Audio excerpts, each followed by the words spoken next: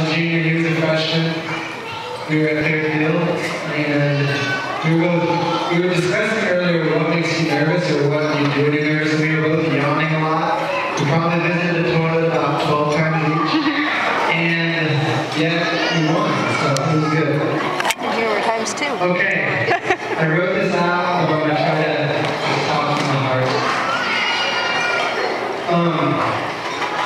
I'm just going to say first that I got the stage, so I'm going to take advantage of it for a couple minutes, so bear with me. I did come back from Ireland just for this, and I've never been a best man, so this is my first go at this whole deal, but I'm very glad that this is the first best man speech I've ever given. And one more ground rule, let's all agree, if you know Corey, no matter what I say, if Corey said it, it would be funny. So, it would be funny. and a couple other things to get out of the way. Before you ask me how it feels, the question I get is, how does it feel that your brother's getting married before you? And I say, I guess it feels great. He's always been a charmer, and he would get the girl first. So, good job, Corey. He'll get a girlfriend after tonight. Now, I'm going to start with the typical outline of this man speech. I'm going to do funny, hopefully, and then kind of cheesy, and then hopefully into some serious at the end. A couple things to know about Corey. Corey can get away with anything, at least for a while. Everyone thinks Corey's an airhead, but just so you know, he knows exactly what he's doing at all times. He's very clever. You know those lazy rowers at water parks, you know, you float around in inner tubes? He's probably been kicked out of about 17 of those things. He probably should have been kicked out of Bethel, but it must be nice that his dad's the athletic director. He always could say whatever he wanted at the dinner table, at least Dad would laugh.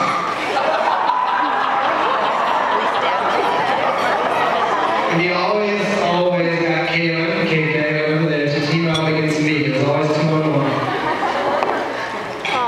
Violence things. Also, something else about Corey, and I'll still talk to you here. He likes things the way he likes them. You'll see later, this is a slideshow. Hopefully you'll see that. Over there. Where you saw it earlier. Okay, over there. He's wearing his MC Hammer pants at age like 6 for kindergarten. Those were not put on him by my mother. He loved those pants. He wore them because he picked them out. And he always dressed his style, at least when he was a kid. He's always been very picky, pretty stingy. In fact, I remember one time he was looking for a flashlight. I wanted to buy this flashlight. It was like $13. He spent 3 years looking for it. He got to the store, he looked at it, he put it back down, he spent the next 6 months thinking about it. Finally, he found the flashlight, and I looked at it the other day and he's never used it. So Allie,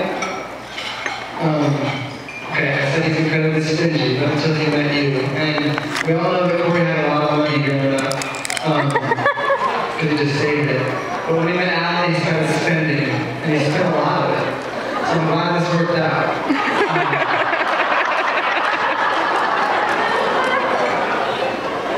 And along with that, I know this marriage is right for one of many reasons, but one is that Corey, I honestly never seen Corey more sure of a decision in his life. I constantly just wonder, like, is he going to doubt this a little bit? Or, I mean, he has just been full speed ahead for the last year, and it's been really cool to see how sure he's been of this decision. When he makes a decision, he means it. Okay, if you don't know Corey, he's actually a very good poet. I'm not kidding, he's very good at poetry. So I've taken the significant effort to write him a little poem today. It's actually really bad, but I'm going to read it still. I've written a few poems that I think are better than this, but I'm going to try this one, okay? It seems it was yesterday you wouldn't leave Mom's side. That was also the time your tantrums made Mom cry. Really bad. I remember you dragging Caleb around and your 6 sagging wet diaper touching the ground.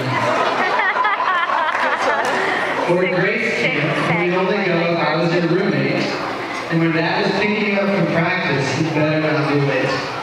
Or the dinner table combos when Dad's Adam's apple wouldn't stop shaking. And you took for granted all of Mom's baking. Or the time you saved my life on the hill. And all the times I saved yours when we were sleepwalking with the Wills. Or the incredible amount of kicking you do at night. Allie, watch out, when this boy sleeps, he ain't right. I'm serious, he's rough. Or the times you lit up the court. Yeah. Or the times you lit up the court, I still knew about all your hand awards. Praise Mom. You've got a lot of them. You made me cry when we'd win one-on-one, when you'd win one-on-one occasionally. But things were always made right when our turtles were on the run. Okay, now it gets a little sappy, so bear with me. But since you were young, you light up a room, you made people laugh since you came out of the womb.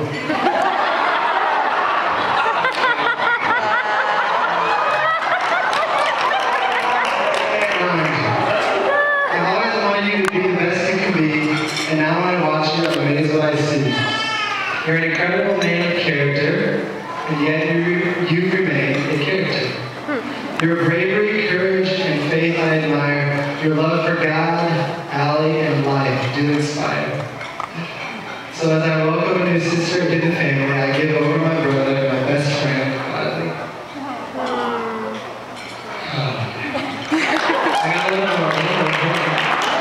I'm supposed to relay a bet, actually. My uncle, if anyone knows, my uncle bet Corey $500 that he would not use the 3rd grade, that he would not date anyone, ever, until he was graduated from high school. And aside from a prom day, he took $400 from the bet and he walked away a richer man. So Corey, Brian told me that he would bet you $500 if you wait until you're 30 to, we just share so many different views on life and just the way we approach life and people. I love that about you. Last night I got to sit here, all the men in the wedding get emotional as they share the way that Corey has blessed their lives. And he's definitely a unique individual, and his love for people in life is why at least half of the massive crowd is here. So a couple things before we toast to Allie and Corey. Corey, 3 things I love about you. I love your conviction. I love the way that you know who you want to be and you live that way. You go forward with what you believe to be true. You draw people in better than anyone I've ever seen. People just want to be around you. I love that. And you love Jesus radically. Allie, you are up for anything. At all times, you love the little things of life, which is why probably everyone here knows where they're going on the honeymoon except her. And she wants it that way, which is sweet. You are someone who, from the first time I met you, you engage so deeply with people. When you're sitting there with Allie, you know you're going to be in for a long, good, meaningful conversation. She's going to care about you deeply. We were driving out to Branson the first time, and we just talked all through the night. I barely knew you. That was such a cool time for us. And third, we love Jesus radically. Together, I love that you guys laugh a ton. Your joy is so evident.